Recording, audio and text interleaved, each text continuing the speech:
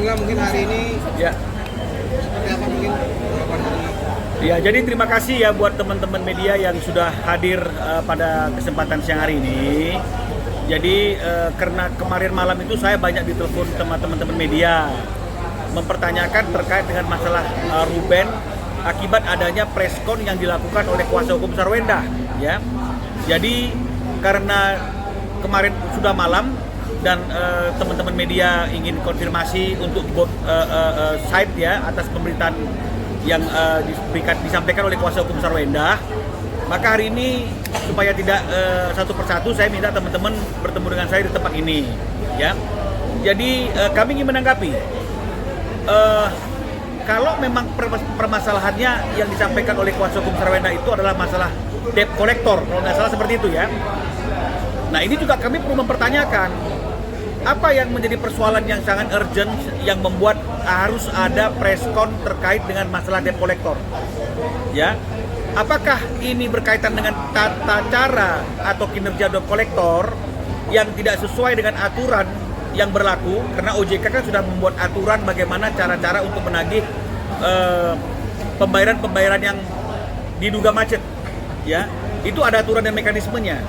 Apakah tujuan preskonnya itu adalah berkaitan dengan masalah ingin menekankan adanya debt collector yang melakukan kerjanya di luar jam kerja dengan cara-cara yang tidak tepat atau apa sehingga sampai harus preskon, ya.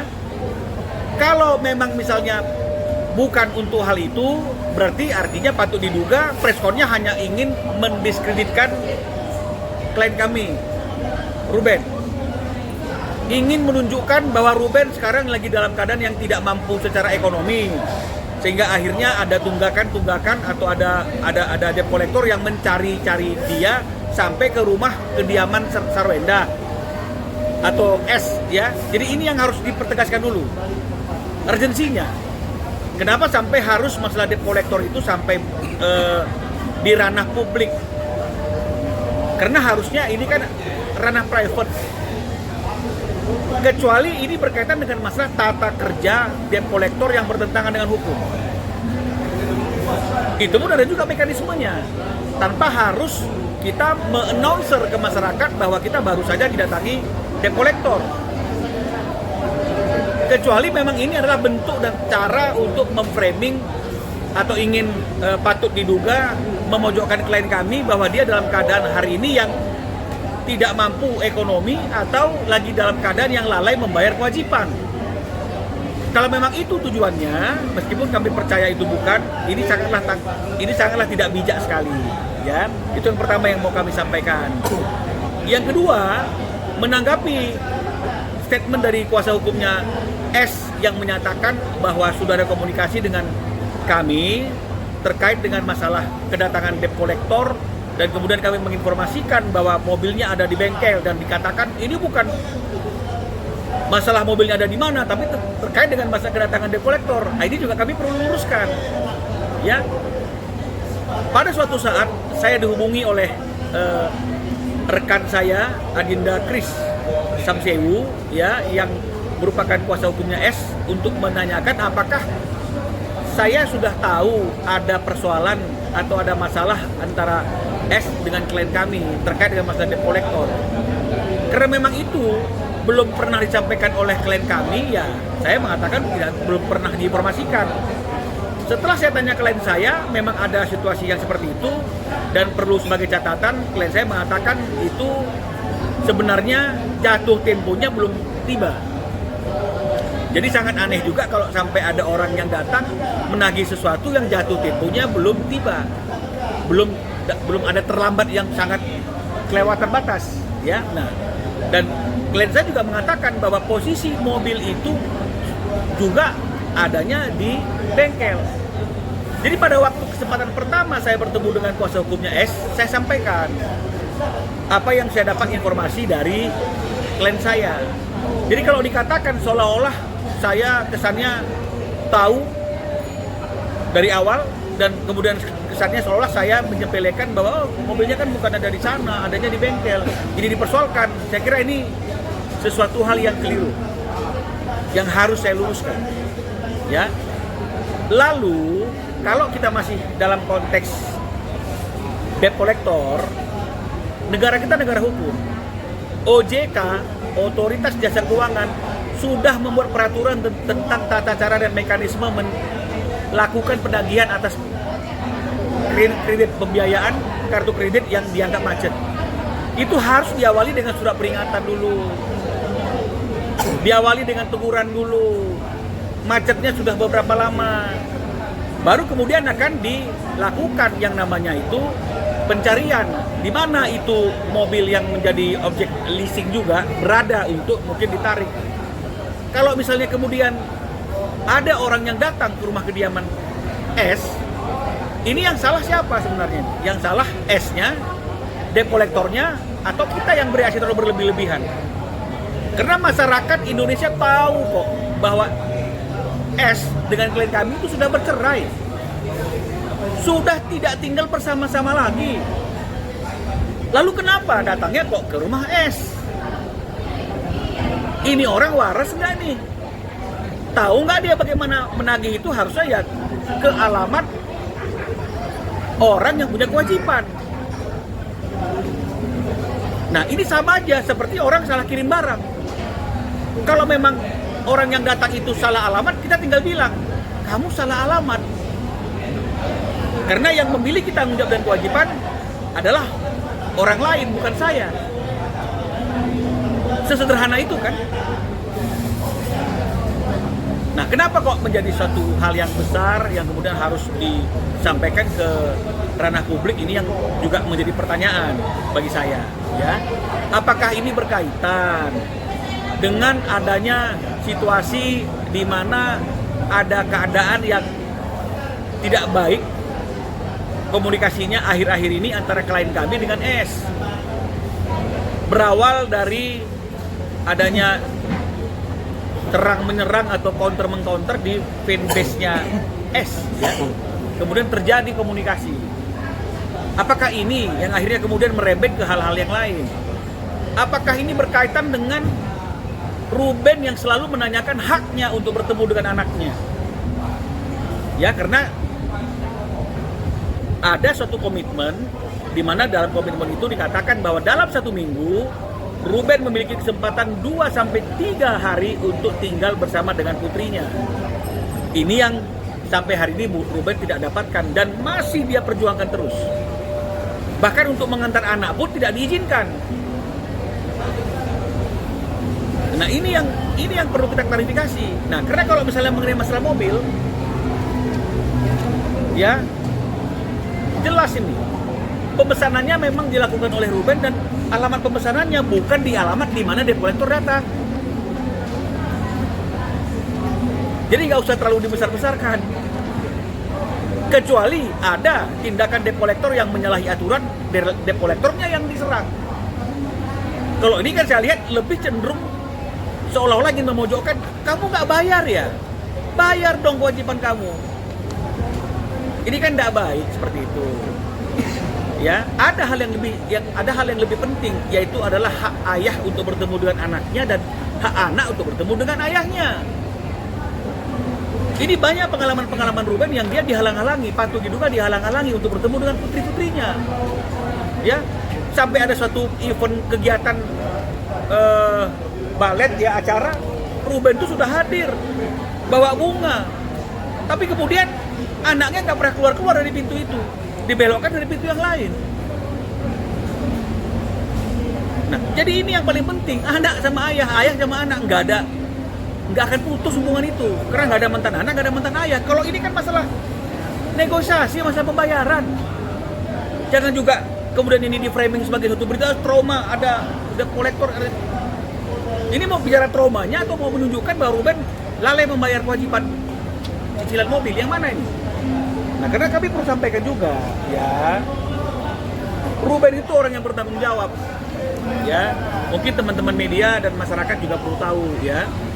Yang saya ungkapkan ini bukanlah sesuatu hal yang ingin memojokkan siapapun, tapi ini fakta kebenaran yang harus disampaikan, ya. Sejak klien kami bercerai dengan S, ya, yang seharusnya kewajiban klien kami sebagai mantan suami terhadap anak-anaknya itu adalah uang pemeliharaan dan uang pendidikan. Betul ya? Banyak orang-orang yang ketika diberikan tanggung jawab kecil saja per bulannya untuk biaya pendidikan dan pemeliharaan anak nggak dilakukan, betul tidak? Tidak dilakukan karena tidak ada berat untuk melakukan eksekusinya, ya. Nah, tapi kita boleh lihat teman-teman sekalian, dari mulai perceraian di tahun 2024 di 1 September, Ruben tiap bulan itu memberikan biaya kepada S senilai Rp242.629.000. Boleh diambil. Ini hasil chattingan. Udah bercerai ini posisinya. Apa kira-kira untuk cicilan mobil Ruben gak mau bertanggung jawab? Ini sudah bercerai loh. Kalau kita lihat di dalam perincian, apa sih rincian 242.629.000 ini? Ya. Bensin tol 68 juta. Boleh lihat nih.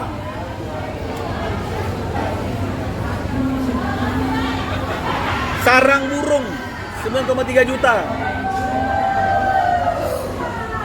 Listrik bagi dua, jadi sudah bercerai, yang tinggal di rumah itu adalah S, yang menikmati listrik itu adalah S, tetap harus bagi dua biaya listriknya, 12,9 juta.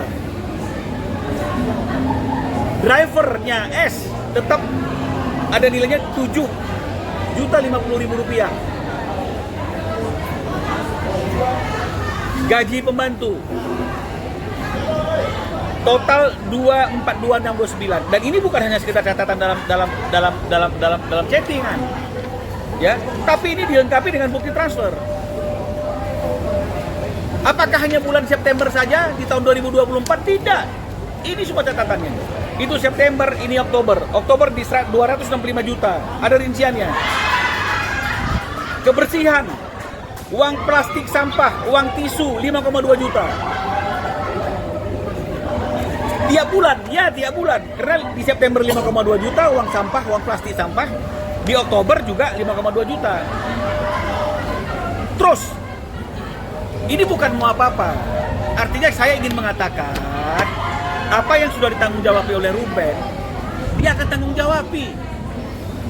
Kalau misalnya kemudian ada sedikit masalah terkait dengan masalah cash flow, yang saya mau sampaikan, siapa sih di negara ini yang tidak pernah mengalami pasang surut?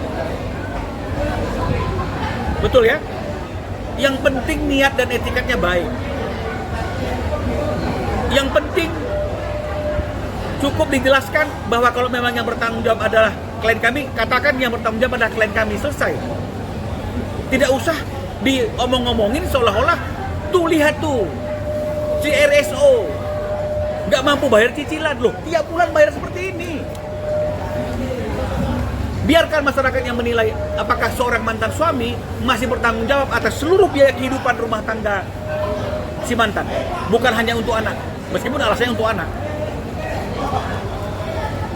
Ya, jadi klien kami itu lebih mengutamakan segala sesuatunya adalah demi kepentingan anak dan S yang nyaman. Jadi kadang-kadang kepentingannya dia sendiri pun dia tunda. Apa kepentingannya dia tunda?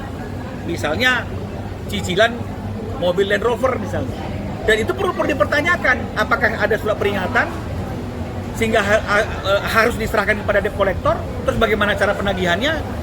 Kalau tinggal dibilang, lu kan tahu gua udah berpisah dengan dia, lu kan tahu itu yang pesan bukan saya, lu kan tahu itu dipesan pada waktu saya dalam keadaan sudah tidak lagi berstatus suami istri. Selesai nggak? Kenapa sampai harus besar? Sampai harus ada preskon khusus? Apa yang penting dan urgent untuk menjelaskan itu kepada publik? Kecuali yang seperti saya katakan, patut diduga ini ingin memojokkan klien kami. Loh, lihat nih, tiap bulan. Saya mau tanya, siapa mantan suami yang masih membiayai kehidupan anak dan istrinya sebesar ini? Tiap bulan. Lalu apa yang didapat oleh Ruben? Ketemuan aja nggak boleh.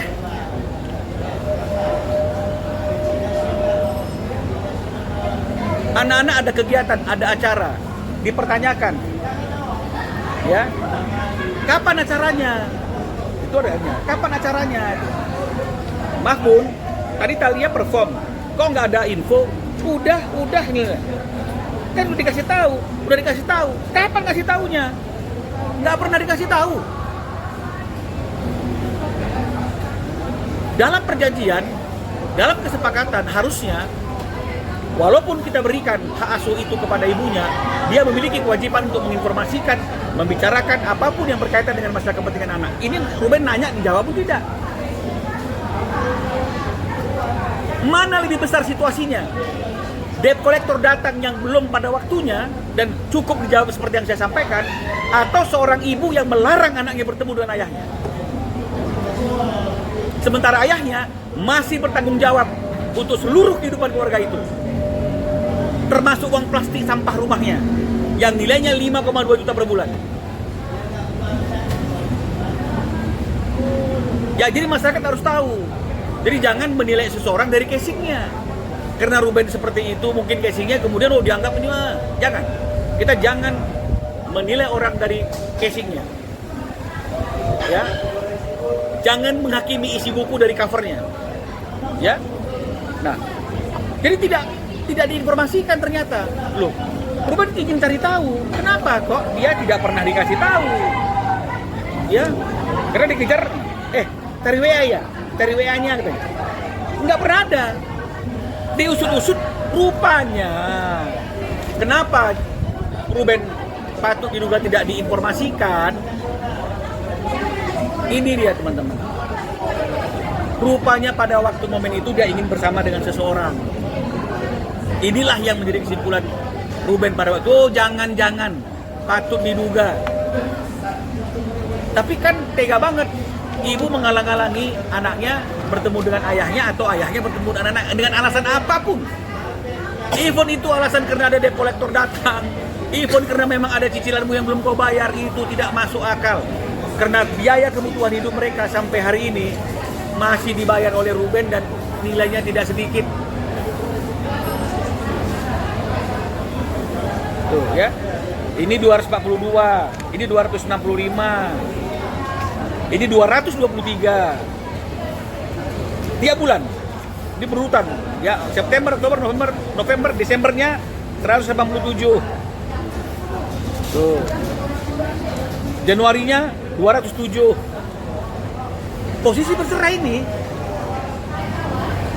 kita masih ribet mengenai masalah cicilan mobil. Yang penting itu adalah bagaimana anak bisa bertemu dengan ayahnya. Biar meskipun orang tua sudah berpisah, anak tetap merasa dekat dengan ibu, dekat dengan ayah, bukan dekat dengan orang luar yang mau dipaksakan menjadi seolah sebagai pengganti ayah. Ini sangat bahaya. Ya. Apakah karena ini sehingga akhirnya perlu ada suatu preskon atau apapun namanya yang membesar-besarkan mengenai masalah kedatangan debt collector, ingin membuat klien kami dipermalukan, ingin membuat klien kami dihakimi oleh masyarakat, ya. Belum lagi klien kami juga komplain. Nah, ini komplainnya juga kepada brand-brand ya, brand-brand yang mengendorse itu coba diperhatikan, karena undang-undang itu juga melarang anak kecil itu dieksploitasi, ya, dalam suatu pekerjaan apapun bentuknya, ya. Apalagi kalau misalnya kemudian live-nya itu di malam hari. Malam hari anak itu harusnya belajar, bukan live. Ini Ruben juga komplain karena di beberapa live TikTok, ya,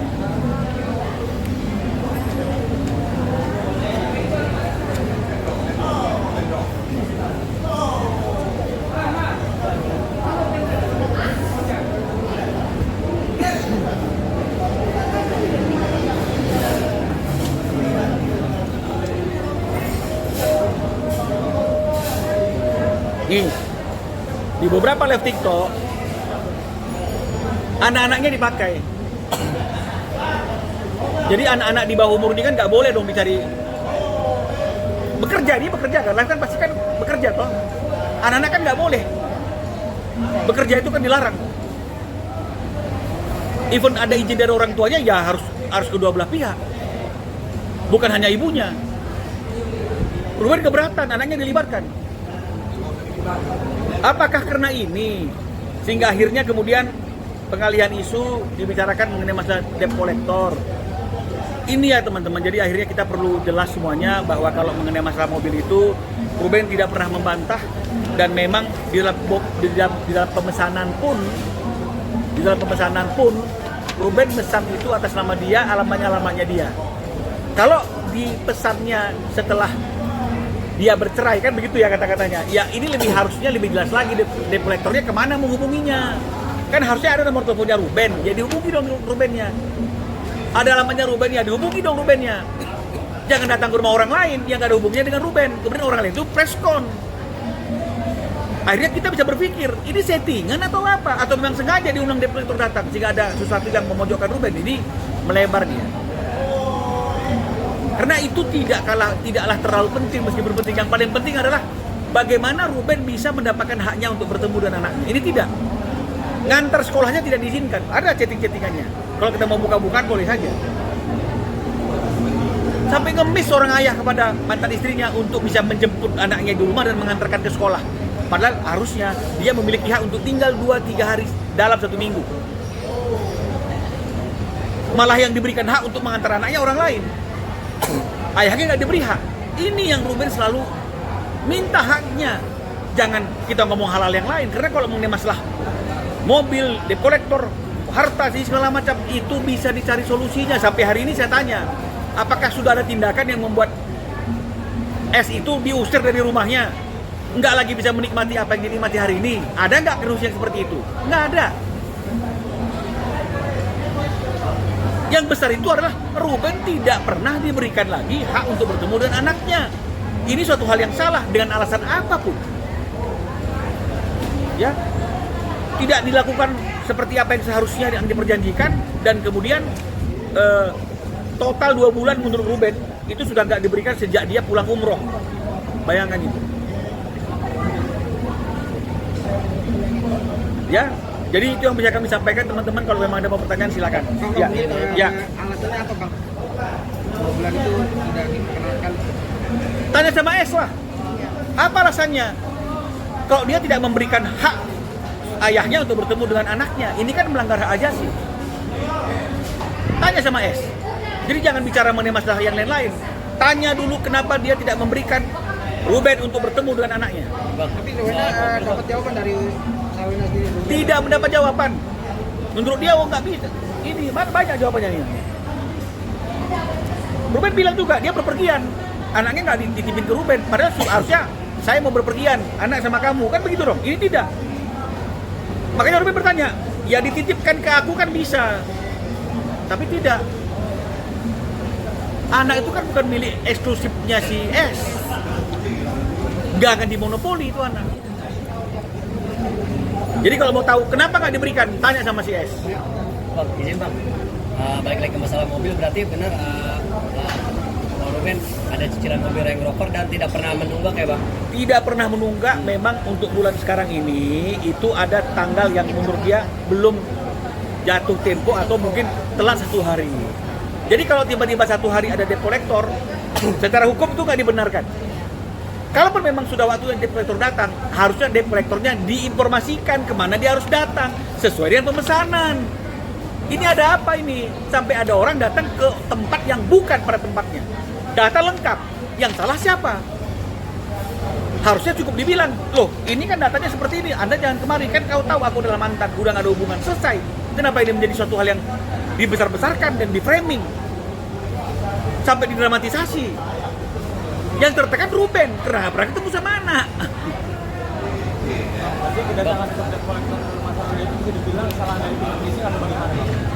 Sekarang saya tanya dulu, kalau pemesanannya seperti ini, alamatnya di A, jatuh temponya belum sampai fatal. Karena kalau menurut OJK kan suratin dulu, peringatin dulu, baru boleh diserahkan ke debt collector.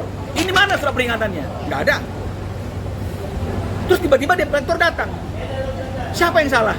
Datangnya bukan ke rumah Ruben, sesuai dengan alamat yang dipesankan. Yang salah siapa? Terus kalau misalnya kemudian ada keterlambatan 1-2 hari, siapa sih orang yang dari Republik Indonesia ini yang pernah namanya leasing tidak pernah melakukan keterlambatan 1-2 hari? Apakah itu suatu hal yang fatal? Tidak, biasa-biasa saja. Kalau memang bukan kita yang berkewajiban, kita nggak akan mungkin ditekan, kita nggak akan mungkin dipaksa, kita nggak akan mungkin dimarah-marahin. Jadi kalau kita masih tertekan, dari apa tertekannya? Dari ucapannya dibilang tidak, baik omongannya baik-baik aja. Dari apa dong orang tertekan? Karena orangnya seram-seram, berarti udah fisik dong ini. Jadi ini nggak ada sesuatu hal yang harusnya bisa yang membuat dia harus preskon, dan ini menjadi sesuatu hal yang besar-besarkan. Ini biasa saja. Bandingkan dengan tiap bulan bayar sebesar ini, apa nggak mungkin? Apa mungkin Ruben nggak mau membayar kewajibannya kepada mobil? Ini loh pilihannya.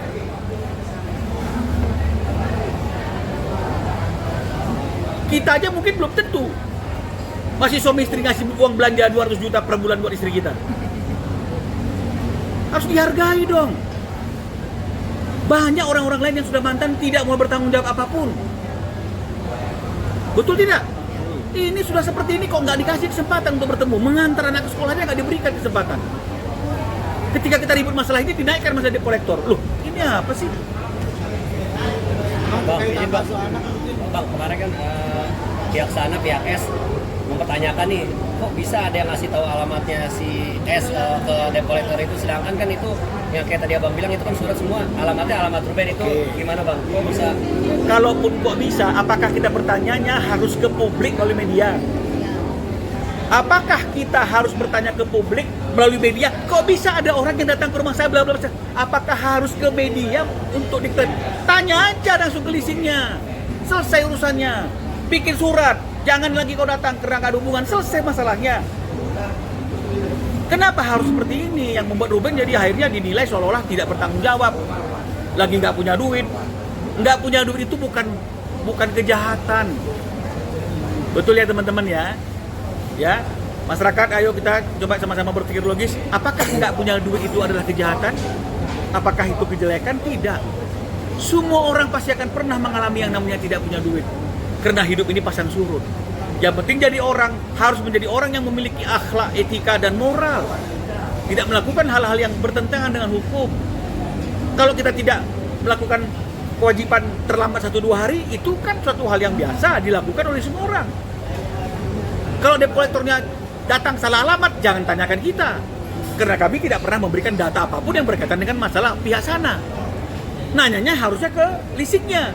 Yang bertanya siapa? Kuasa hukumnya. Bukan bertanya kepada masyarakat. Masyarakat, masa begini kami heran. Loh, ini apa? Ini tuduhan. Tapi tuduhannya itu kok kesannya seperti memojokkan klien kami. Makanya kami buka. Klien kami itu orang bertanggung jawab. Untuk orang yang sudah mantan aja dia bertanggung jawab seperti ini, apalagi untuk dirinya. Bahkan kadang-kadang dia menyampingkan, jangan-jangan karena dia mengutamakan ini, telat 1 bulan, 1 hari bayar Land Rovernya. Mau mengerti sedikit dong, jangan mau menang-menang terus. Bang, masalah tadi yang anak agak sulit bisa digugat nggak sih? Bisa, kenapa bilang nggak bisa digugat? Ini negara hukum. Tidak ada apapun yang orang itu memiliki hak secara absolut yang nggak bisa digugat. Ya, artinya semua orang sama di mata hukum. Ya, jadi kalau misalnya kemudian hal ini terjadi terus, ya tidak mungkin akan ada upaya-upaya hukum untuk memperjuangkan haknya Ruben. Itu hak ajasi yang dilindungi oleh undang-undang. Hak seorang ayah ketemu dengan anaknya, dan hak seorang anak untuk ketemu dengan ibunya. Terlagi ya. Ya kan? Jadi ini bisa dilakukan secara hukum. Jadi nggak ada yang nggak mungkin. Bang, komunikasi Ruben dengan S sendiri sampai sekarang, Bang, via chat itu masih terbuka atau udah blokir atau seperti apa, Bang? Masih chat-chatan? Masih. Ya. Klien kami gentleman, nggak ada yang namanya blokir-blokiran. Jadi bebas. Tuh. Tuh, ada nih bukti-buktinya. Jadi sebenarnya kalaupun misalnya masalah debt collector itu cukup tanyakan via chat, selesai urusannya. Kenapa mesti sampai ke media? Kenapa mesti sampai ke publik? Bang, dengan kan ini kan kemarin pihak S dan lawyernya udah preskon nih, abang juga udah preskon nih, Bang. Langkah selanjutnya apa, Bang? Mungkin akan mediasi, ketemu bareng gitu, Bang, untuk menyelesaikan masalah ini, atau udah biarin begitu aja? Kita kan sudah ketemu. Ketika ketemu dengan kuasanya, kan yang pertama kali menghubungi abang kan kuasanya S. Ayo kita duduk bareng, Dia menyampaikan tentang debt collector, kita tampung dan kita klarifikasi. ininya berarti bukan salah kita, kan begitu. Sekarang kami bertanya juga kepada kuasa hukumnya, bagaimana yang berkaitan dengan anak, haknya Ruben kok belum diberikan.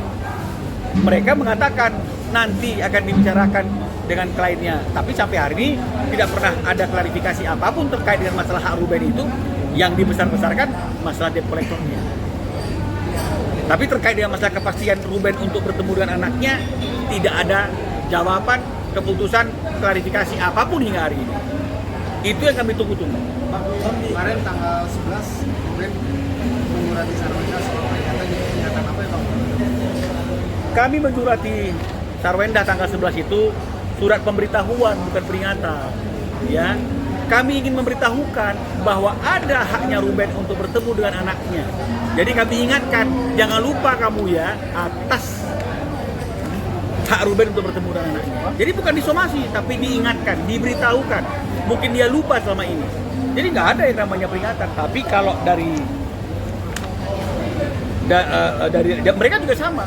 Mereka sama menanggapi, oh itu urusannya bla bla bla gitu ya. Dan yang paling penting yang mereka sampaikan pemberitahuan tentang tadi itu debt collector, cicilan kan gitu. Jadi ini yang nggak ketemu. Karena sebenarnya itu bisa diselesaikan terkait dengan masalah keuangan. Ada pasti ada solusinya. Yang penting anak itu jangan sampai disandera karena satu kepentingan apapun persoalannya, harusnya anak tetap memiliki hak untuk bertemu dengan ayahnya dan sebaliknya. Ya saya kira seperti itu teman-teman. Ada tapi lagi? Ruben ini udah pernah ngomong secara personal nggak soal dia dibatasin untuk ketemu anak? Ya sudah lah. Sudah Lalu nih tanggapannya apa Bang? Apa? Tanggapan dari Sarwenda sendiri? Loh ya itu, apakah salah dengan tadi kok ininya tantenya, neneknya semua segala macam. Jadi akhirnya berbagi dengan orang-orang lain. Itu jawabannya seperti ini ya.